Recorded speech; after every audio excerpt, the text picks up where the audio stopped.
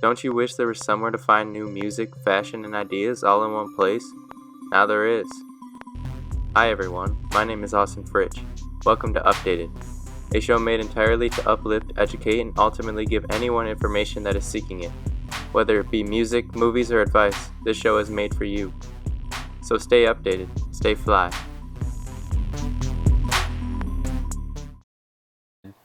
It's December 9th, 2019, and usually I would get going on topics like new artists and music I like right now, and podcasts and ideas I've listened to and what I like. But the death of Juice Wrld is what we're going to be talking about today, because I think it's very important that we speak about it and remember his legacy.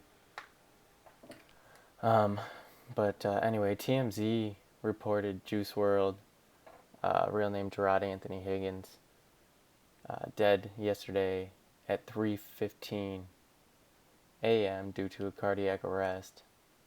He suffered a seizure in the Chicago Midway Airport. Anybody that listens to Juice Wrld pretty much knows. Juice talks a lot about drugs. He talks a lot about taking lean, Percocets. He talks about smoking a lot. I mean, it's not hidden that he does drugs, but we need to learn from these mistakes. And we've seen way too many good artists and good people die because prescription drugs, mostly lean. We've seen Lil Wayne have multiple seizures because of lean. I mean, we've watched way too many people. So we have to learn from this, and we have to learn, like I said, to heal from within, which is recognize your demons and what will ultimately eats at you every day. You have to recognize it, and you have to push that thought out of your head and replace it with either A, a better habit, or B, reaffirmation, which is telling yourself that you belong here and that you have a purpose. And obviously Juice Wrld had a purpose. He had already found it. He was probably, if I had to guess, overtake that pop punk rap. Some people dub it emo rap. He definitely was probably at the lead of that. I mean, since X's death, there really wasn't anybody that had that sound just as much down as Juice did. So it really sucks to see him go, because we're just seeing the start of his run. This one hurts. It really does. It just feels like it shouldn't be real, and that we shouldn't have woke up to that. Like, Juice Wrld apparently was flying from LA to Chicago. His album Death Race for Love went number 1 on the Billboard 200. If anybody knows that album, it's a pretty long album. It was one of my favorite albums, definitely. Juice Wrld was my number 1 listened to artist this year. I was really enjoying his sound and seeing him progress from Goodbye and Good Riddance and his World on Drugs with Future, which were both very good albums and have some hits off of them. Obviously, Lucid Dreams, everybody knows. All Girls Are the Same, that's a pretty well-known song. He had Lean With Me. Anyway, all these songs were very good, and they were centered around drugs, but also you could see Juice Wrld's creativity shining through. He flowed always very well over beats. If anybody has ever listened to Juice Wrld freestyle, he does multiple over Eminem beats, over pretty much anything. I mean, the dude could just go off, and it really sucks to just see this because now we won't get songs like Empty or Rich and Blind, Make Believe, Maze. There was a lot of very good songs that I have still been listening to, and it's been a while. Um, his music, his music just felt very organic. Like he didn't have to force anything. Um, I've seen a lot of comparisons to Lil Wayne, which I would have to agree. He does kind of resemble that. You can see the influence. But also he was making his own sound. I I don't know anybody else other than X that could do like a screamo rap and make it listenable anyway. Uh, um, in Legends, a lot of people are talking about this right now. In Legends, he foreshadowed his death before or by the time he was 21, uh, which is pretty crazy. I know that's gonna get a lot of attention. But anyway, in Rich and Blind, he has a line that says, "Death of me gonna be the perkies," and Juice must have felt like that was his demise, like it was something that he couldn't stay away from, and it was something that he needed or that was killing him, but he physically, mentally needed it. So I would assume that like he he knew these weren't good for him, and like I think that's why he predicted his death like that by 21 on Legends, because he knows how destructive it was. But anybody who has dealt with drug addiction knows that that's not an easy thing to just stop or not think about. Um, it takes a lot of time. It takes patience, and it takes replacing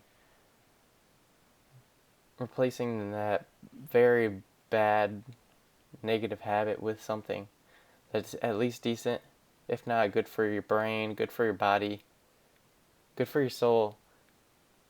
Um, we've lost way too many people, and we don't need to lose any more.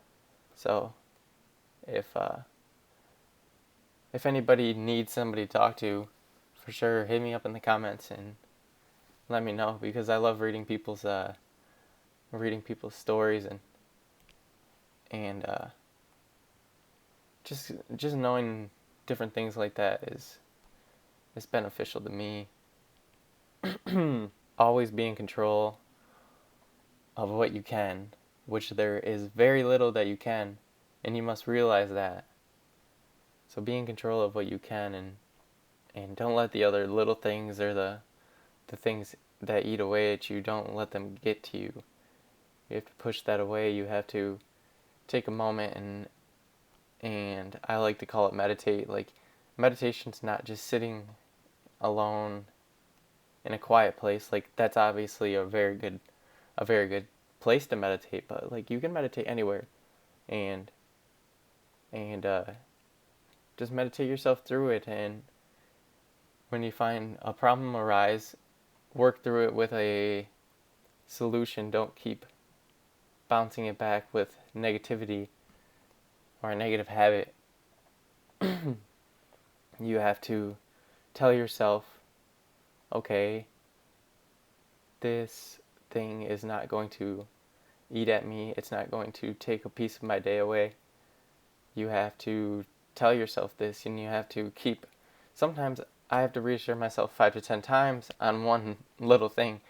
Like, it's not always easy, and I don't think many people realize that. But